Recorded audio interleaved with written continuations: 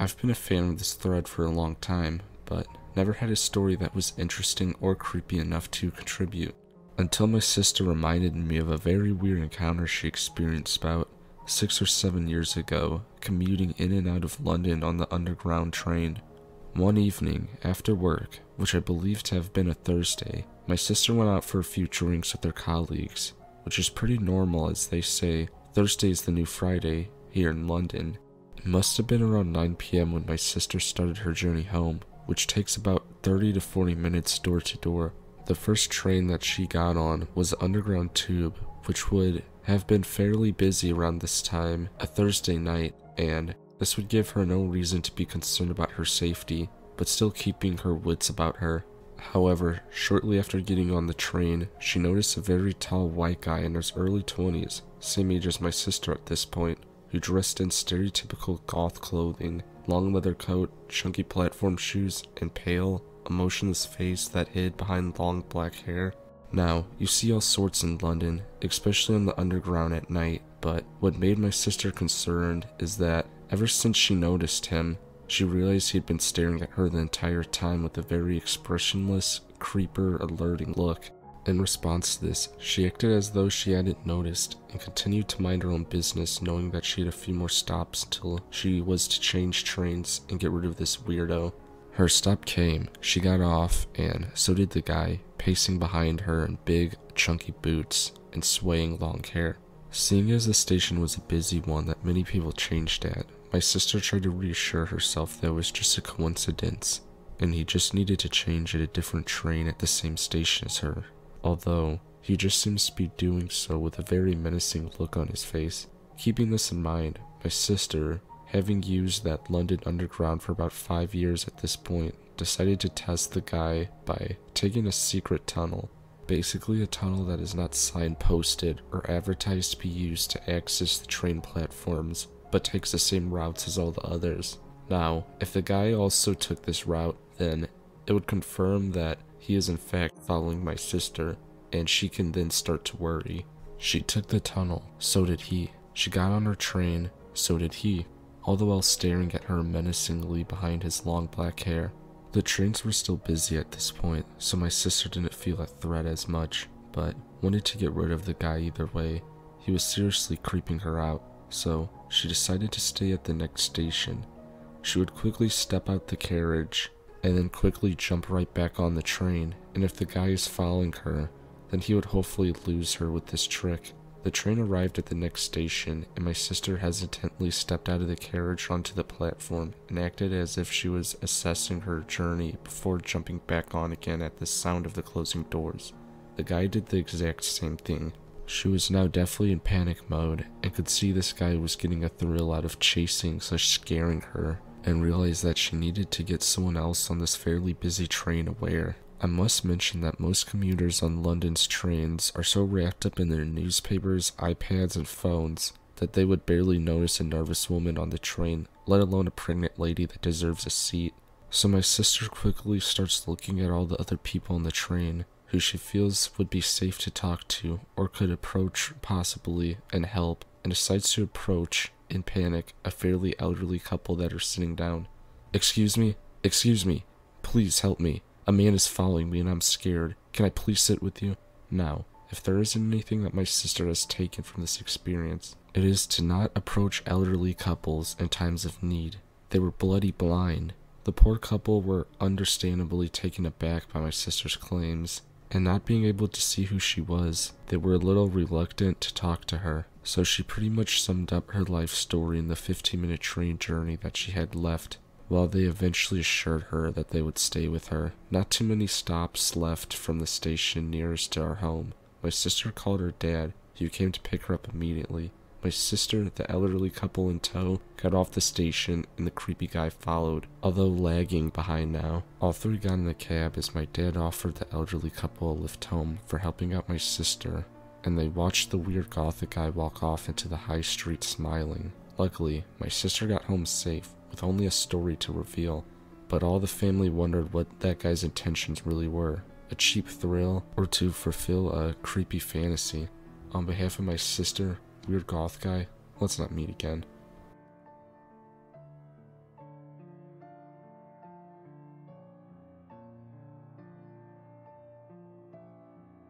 Okay, so this happened to me earlier, and I don't think I'll be sleeping tonight. I'm currently staying in a remote part of the United Kingdom, and having a break from working, which means more time to pursue my hobbies, one being photography. I scoped out a creepy looking tree formation in a nearby forest and set my camera and tripod up as the sun was coming down.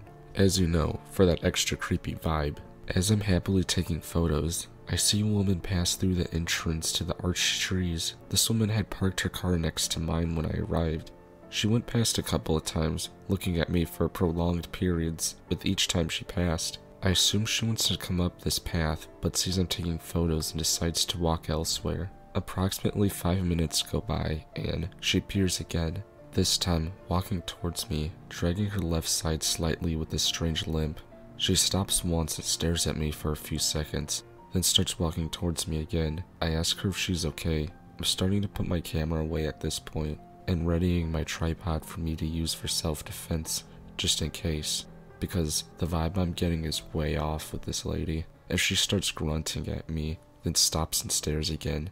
It's at this point that this woman is close enough for me to realize that she's actually a man in woman's clothing, with a wig. An uncomfortable moment passes, and she starts grunting again, walks towards the edge of the path, grabs a pile of leaves, starts throwing them around, grunts some more, and then walks off aimlessly into the forest. I call my friend to tell her what happened, and ask her to stay on the phone with me in case this person comes back. I'll take a couple more photos, and then I'm out. For a good 10 minutes, I hear the crunching of leaves circling in the forest, and I try to convince myself that it's the wildlife. Then, just silence.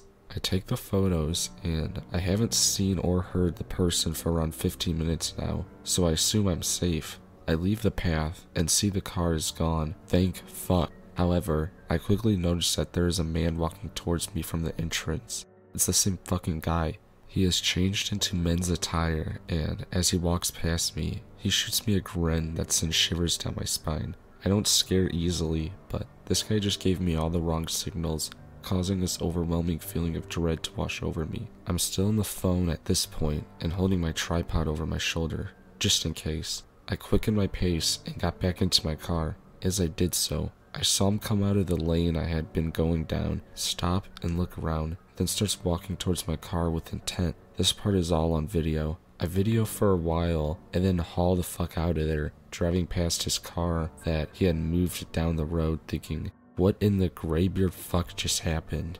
Limping, leaf-throwing forest stalker? I hope we don't meet again. Note, I did report this to the non-emergency police number, just because it was so fucking weird, and I absolutely got the whole, this guy could hurt someone feeling as I walked past him.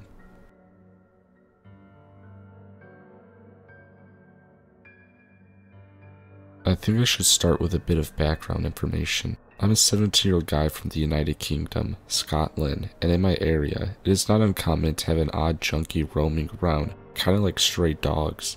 Don't worry, this all shall become relevant soon enough.